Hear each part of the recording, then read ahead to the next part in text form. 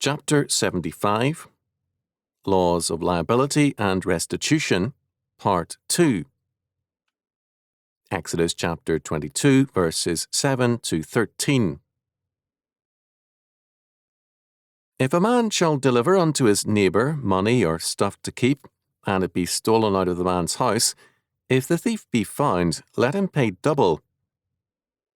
If the thief be not found, then the master of the house shall be brought unto the judges, to see whether he have put his hand unto his neighbour's goods.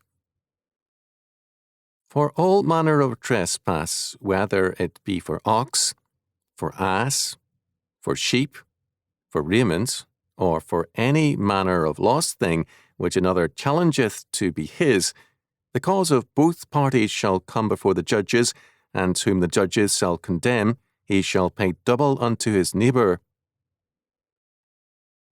If a man deliver unto his neighbour an ass, or an ox, or a sheep, or any beast to keep, and it die, or be hurt, or driven away, no man seeing it, then shall an oath of the Lord be between them both, that he hath not put his hand unto his neighbour's goods, and the owner of it shall accept thereof, and he shall not make it good. And if it be stolen from him, he shall make restitution unto the owner thereof. If it be torn in pieces, then let him bring it for witness, and he shall not make good that which was torn. Exodus chapter 22, verses 7 to 13. In verses 8 and 9, we have a reference to the judges, or Elohim, a word which is usually used to refer to God, but at times it is also used to refer to judges, who were God's agents in the administration of justice. In ancient Israel, according to Chalcedon, the expression remained a stereotyped term signifying the place of the court. Various commentators disagree as to whether or not to render the text here as God or judges. For us, the important point is that law is seen so thoroughly as the province of God, and the court as no less a meeting place with God than the temple. From the biblical perspective, the idea of a non-theistic law is no law at all, or anti-law, because God alone is the valid source of the law. In terms of this, the secularization of law and the courts is injustice. The text, however read, means that when cases are brought before the judges in a godly society, they are brought before God. In the first case, verse 7 cited in our text, a man who is perhaps travelling gives his valuables, money and various items, to a neighbour for safekeeping. A theft takes place and the thief is caught. Double restitution is required of the thief.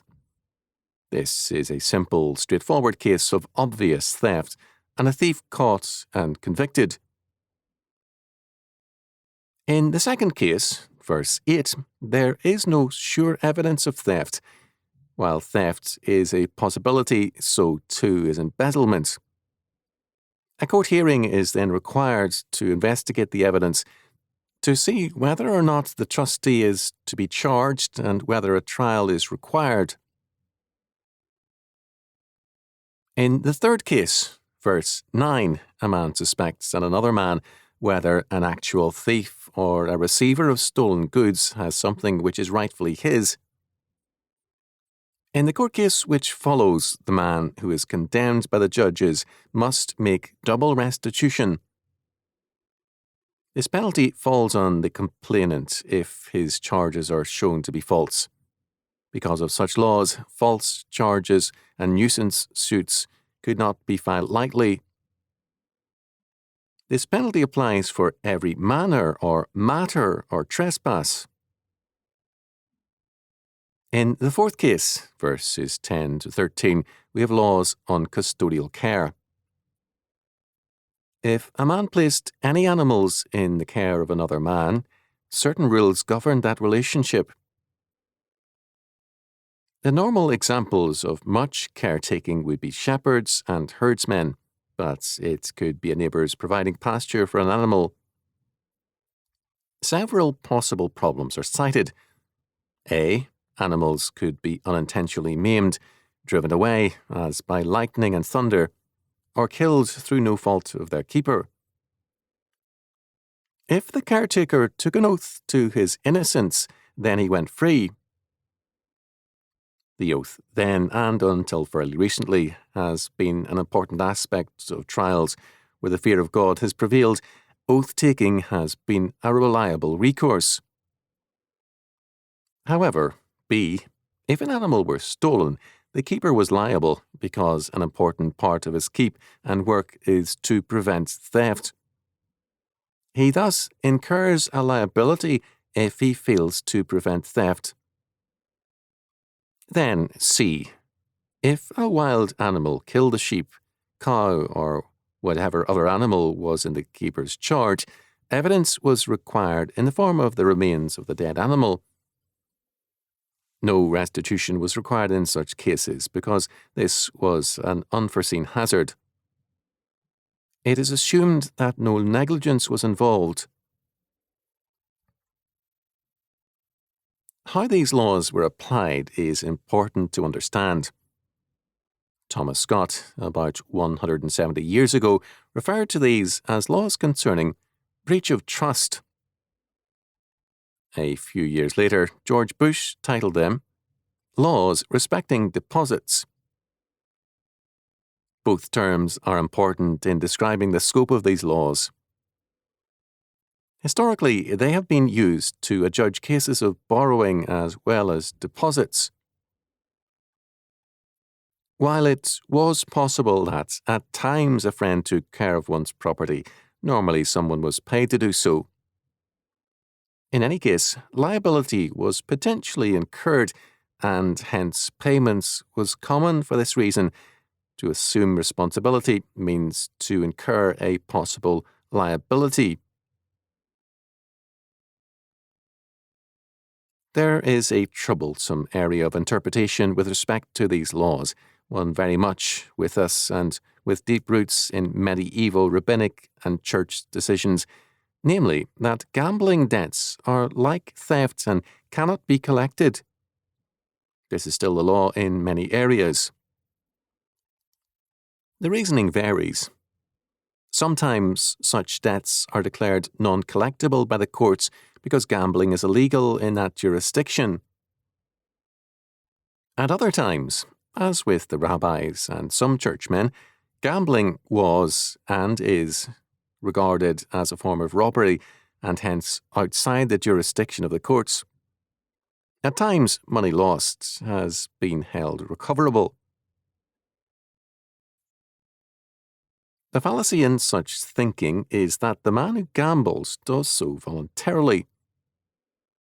If we agree that gambling is robbery, then we must say that the man who gambles, loses and refuses to pay his debt is simply a failed thief.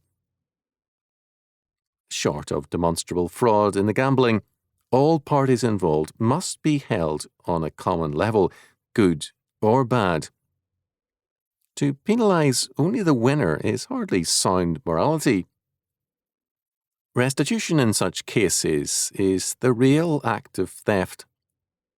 To use courts of law to avoid gambling debts is to trivialise both the courts and the law. However, in the courts of our time, every absurd case has been and is being heard. For example, whether or not a school can govern the dress of the hairstyle of children and other such matters. When the courts depart from God's law, they begin to play God and to govern all things, including every triviality. They seek a total government which, unlike God's, cannot be providential, but is rather totally prescriptive and regulative. Where God's law prevails, restitution is to the person offended. In status law, it is the state which is offended and exacts a penalty in the form of fines or imprisonment. The result is not a restoration of order, but an increase of statist power and control over all. Biblical restitution restores the balance by penalizing the offender to effect restoration to the offended. This is justice. We began with a reference to the meaning of Elohim. The name God is applied to courts of law because, like the temple, it was there that, in a godly society, men were confronted with God in his justice. Justice and truth are the normal expectations of men from temple and court, from church and state, and men are with difficulty weaned from a traditionalist expectation of these things. When, however, justice departs from church and court, and truth is seen pragmatically, the whole of society is warped and becomes suicidal. There is then no sound direction to life, and the death of that society becomes imminent.